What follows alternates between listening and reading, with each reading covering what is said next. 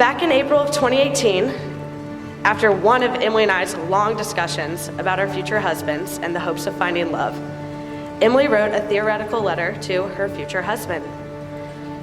In this letter, she wrote that quote, yes, I've read the whole letter, but I'm not including that. She knew that God had something very special in store for her. Just 5 months later, after writing this letter of April 8, 2018, she met Austin.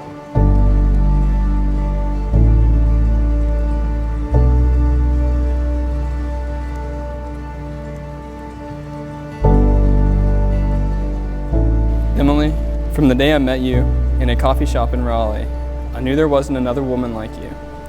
And I had to think of some way to fool you into falling in love with me. Thankfully, it was God's unwavering provision to bring us together.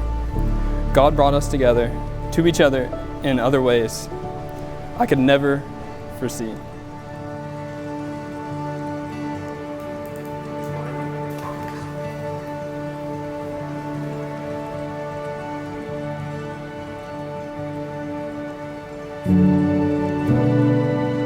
What I like most about Austin is his deep love and respect that he shows Emily.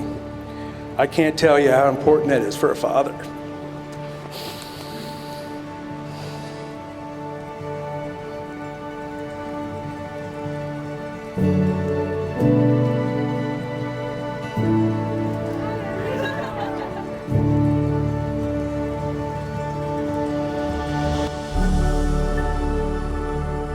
There is no one better for Austin than Emily.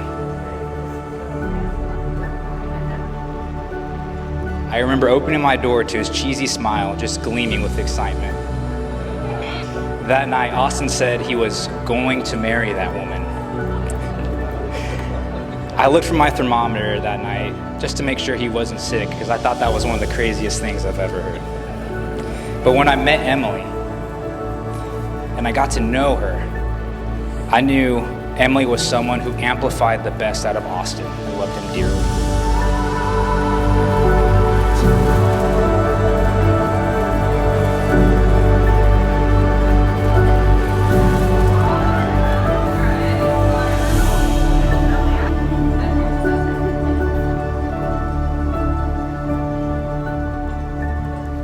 Austin, I thank God for you every day. You are my first love, and I'm so blessed to be able to say you're the only man I've ever loved outside of my family. I began falling in love with you on our first official date after we met for coffee. We went to a trendy restaurant in Raleigh. We walked into the restaurant, and you immediately asked me for my phone. And then you returned back with my phone, and when you gave it to me, you said, I needed to take pictures on the menu on the wall for you, because I know you couldn't see it, and I know you use your phone to see. This was a very simple act of kindness, but to me, it meant so much that from the second you picked me up to take me to dinner, you selflessly prioritized my needs.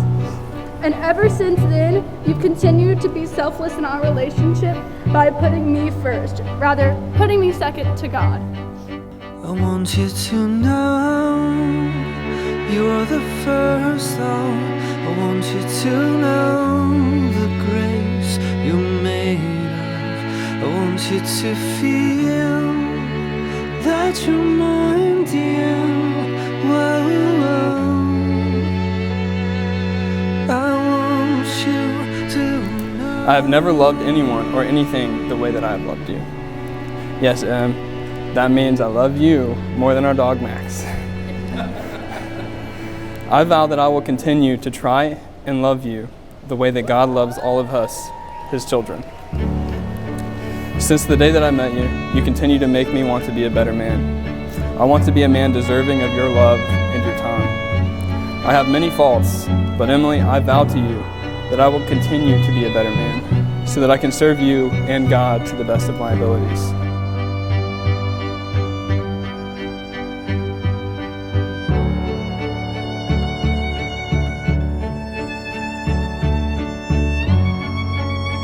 My first impression after meeting Austin was that he was one of the only people I've ever met who could keep up with Em's wit, good humor, and energy. However, it wasn't until the first time I met Austin that I realized that he was Emily's soulmate.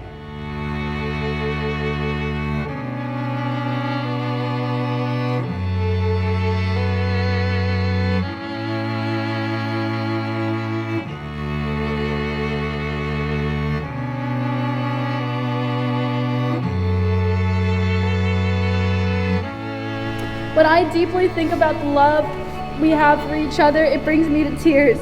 I cry not only because the love I have for you overwhelms me with joy, but because the love the Lord has for us and all of his children is inconceivably greater. Upon reflection, I realize that if we love each other unconditionally and we prioritize God, there's nothing else we need. I love you.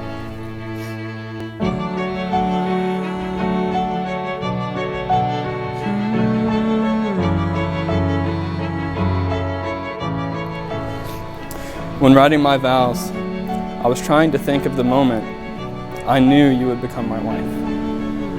One moment stood out from the rest of them. It was our first official date. I saw you walking out of your apartment complex in Raleigh, and you had a royal blue dress on. Your smile could knock a man dead. Yeah, I know I'm out of my league.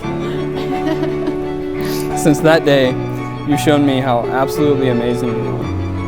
You're selfless and always make sure my needs are met before you think about your own.